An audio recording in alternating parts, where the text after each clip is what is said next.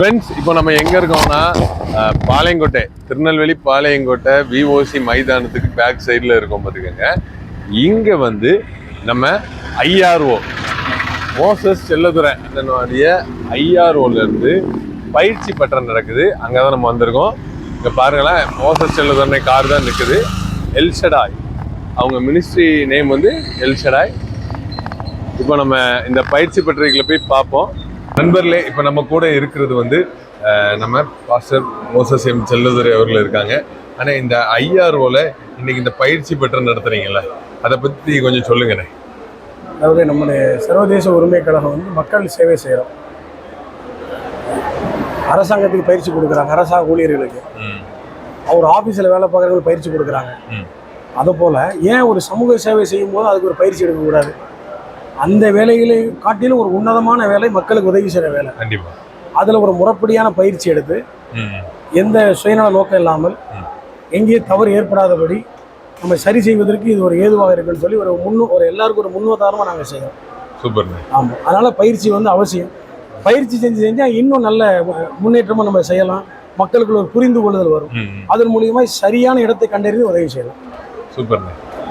தம்பி கேபா கூட இருப்பது மகிழ்ச்சி. சார்லஸ் சகோதரர் இருப்பது ரொம்ப மகிழ்ச்சி. இதனாலே மகளிர் எப்பவுமே குணஸ்தாலின ஸ்திரீ தன் வீட்டை கட்டுகிறாள். ஞானமுள்ள பெண் தான் ஒரு குடும்பத்தை கட்ட முடியும் என்று வேதம் சொல்லுகிறது. அதனால் ஒரு நல்ல குடும்ப பெண் தான் இந்த நாட்டிற்கும் வீட்டிற்கும் தேவை. அப்படிப்பட்ட குடும்ப பெண்களை நினைவுகூறு வண்ணமாக இன்றைக்கு கொண்டாடப்படுகிற இந்த மகளிர் தினத்தை முன்னிட்டு நம்ம தமிழ்நாட்டில் இருக்கிற எல்லா மதத்தை சார்ந்த எல்லா விதமான சமுதாயத்தில் இருக்கிற அன்பு சகோதரியாளாக இருக்கிற அம்மாமார்களுக்காக, அக்காமார்களுக்காக நான் வாழ்த்துதல்களை, நன்றிகளை தெரிவிக்கிறேன். உங்களால் மாத்திரமே ஒரு சமுதாயத்தை, ஒரு நாட்டை மாற்ற முடியும், அந்த நாட்டை வளர்ச்சிக்கு உதவ முடியும் என்பதை நாங்கள் நம்புகிறோம். இந்த சர்வதேச உரிமைகளும் சார்பாகவும் பாஸ்டர் என்கிற முறையிலும் மகளிர் தின வாழ்த்துக்களை ஜெபத்தோடு இறைவனுடைய ஆசீர்வாதத்தோடு இருக்கும்படியாய் உங்களுக்கு தெரிவிக்கிறேன். நன்றி. நன்றிண்ணே. தேங்க்ஸ்ண்ணே.